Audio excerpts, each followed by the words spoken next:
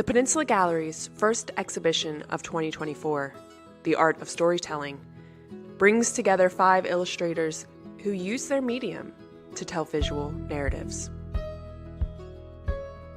While traditional painting and drawing simply shows a scene or subject for what it is, storytelling illustration intentionally imposes characters, settings, and actions onto an image, encouraging viewers to ask who or what the subjects are, how they are tied to their environment, and what may happen next within this constructed world. In this video, you will hear from 3 of the exhibiting artists, explaining the stories behind their work and how they communicate that narrative with their viewers.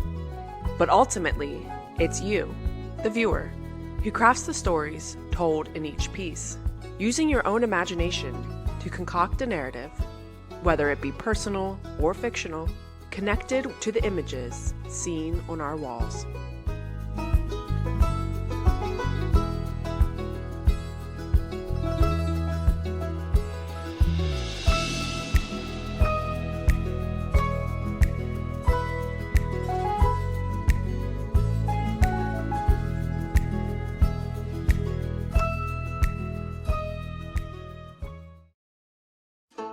I grew up in Beijing, China.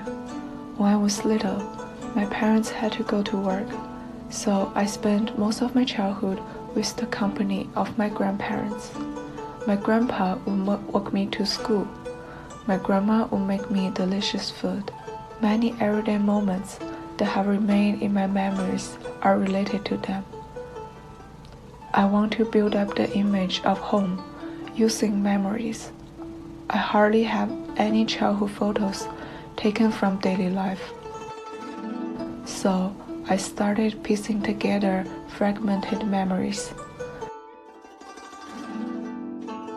The little goldfish swimming in the fish tank, the radio, the plants on the balcony, the sweet potatoes in the corner of the dining room, the walnuts on the coffee table. Each detail in the paintings is a gift that once appeared in my life. I hope these paintings can serve as a chance for viewers to share and express love to their families.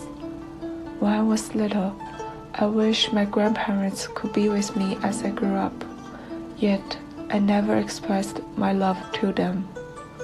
So these paintings became the opportunity to subtly express my love for them.